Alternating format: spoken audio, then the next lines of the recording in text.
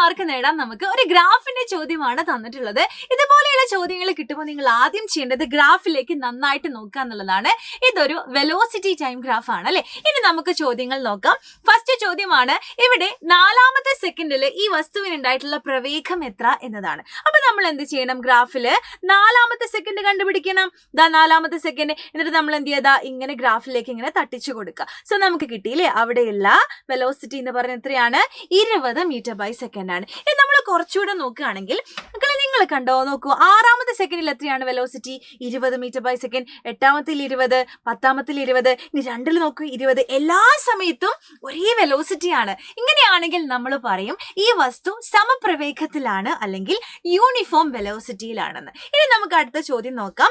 8ാമത്തെ സെക്കൻഡിൽ ഈ വസ്തുവിന് ഉണ്ടായിട്ടുള്ള സ്ഥാനാന്തരം എത്രയാണ്? അതായത് ഡിസ്പ്ലേസ്മെന്റ് എത്രയാണെന്നാണ് ചോദ്യം. അപ്പൊ നമ്മൾ വീണ്ടും ചെയ്യേണ്ടത് എങ്ങോട്ട് മാത്രമാണ് നോക്കേണ്ടത്? 8ാമത്തെ സെക്കൻഡിലേക്ക് മാത്രം നമ്മൾ നന്നായിട്ട് നോക്കുക. ഇതാ നമ്മളുടെ 8ാമത്തെ സെക്കൻഡ്. ഇനി നമ്മൾ എന്ത് ചെയ്യണം? ഗ്രാഫിലേക്ക് ഇങ്ങനെ തട്ടിച്ച് കൊടുക്കാം. സെറ്റാണല്ലോ. ഇനി നമ്മൾ എന്ത് ചെയ്യണം? നമ്മൾ ഇരുന്ന് ആലോചിക്കണം അല്ലെ, എങ്ങനെയാണ് വെലോസിറ്റി ടൈം ഗ്രാഫിൽ നിന്നും ഡിസ്പ്ലേസ്മെന്റ് കിട്ടുക?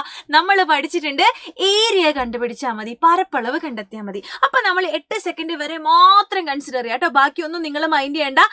ഇതിന്റെ ഏരിയ എങ്ങനെ കണ്ടുപിടിക്കും? ഇത് നമുക്കൊരു ചതുരം പോലെയല്ലേ, നമുക്കൊരു റെക്റ്റാങ്കിൾ പോലെയല്ലേ കിടക്കുന്ന? റെക്റ്റാങ്കിൾ അല്ലേ.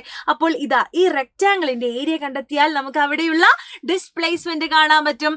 സോ VT ഗ്രാഫിന്റെ ഏരിയ ഗിവ്സ് ഡിസ്പ്ലേസ്മെന്റ്. സോ ഇതാണല്ലോ നമ്മളുടേത് അല്ലെ. അപ്പൊ നമ്മൾ എങ്ങനെയാണ് ഏരിയ കണ്ടുപിടിക്കാൻ നമ്മൾ പഠിച്ചിട്ടുണ്ട്. L × B ചെയ്താൽ മതി. അപ്പൊ L എത്രയാണ്? 8 ആണ് അല്ലെ. 8 ആണ്.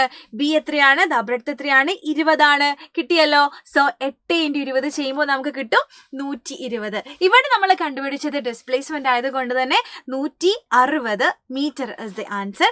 സോ നിങ്ങൾക്കൊരു ക്വസ്റ്റ്യൻ ഉണ്ട്. ഇവിടെ നമ്മളൊരു ഗ്രാഫ് തന്നിട്ടുണ്ട്. ഇവിടെ ഈ വസ്തുവിന് 12ാമത്തെ സെക്കൻഡിൽ ഉണ്ടായിട്ടുള്ള സ്ഥാനാന്തരം ഡിസ്പ്ലേസ്മെന്റ് കണ്ടുപിടിക്കുക. ഓക്കെ, കമന്റ് ചെയ്തോളൂ കേട്ടോ.